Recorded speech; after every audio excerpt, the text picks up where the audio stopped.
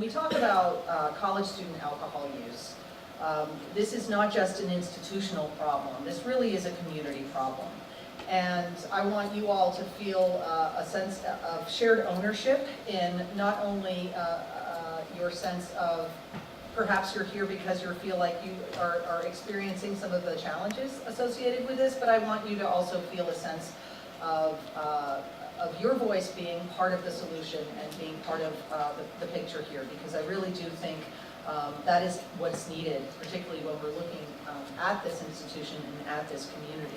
When you think about alcohol use, it's a cultural issue, right? Students come to college with their own experiences largely around alcohol. They don't, they are not sort of tabula rasa when it involves alcohol use. So they have their own history and their own experience with alcohol when they come to campus, but they also have their own expectations of what is college life going to mean for them. What is an experience of 4 years or more at WVU going to look like for them? And I will say, being voted #1 party institution certainly does not stand in WVU's favor as far as that is concerned.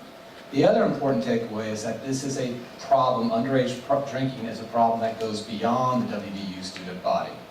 And of course, all the data and all the literature tell us this. And if you look at, say, for example, NIH fact sheets, National Institutes of Health fact sheets, they really key on the fact that this is an issue and a problem that often affects teenage kids, those entering adolescence. And so this is an issue that's situated within the college community, but also beyond. And I think the Chief's comments there are very helpful. Then there's a third thing, Chief, that I heard you say that I think we want to come back to, and that is gaps in regulation and gaps in law. That we really have to work within a legal constitutional system. There are things we can and cannot do. The vestiges of law, the way powers are divided between local and state government, may create gaps, and those are gaps that may need to be assessed and perhaps addressed. And I think that was another big takeaway that you were offering us. In the emergency department at Ruby, we see 12-year-olds occasionally, a few times a year. 13 through 15 is not that common. And I know most of the discussion here is about college-age drinking, but we do see people pre-college, and as you mentioned, many people have come to college with a vast experience in some cases with alcohol.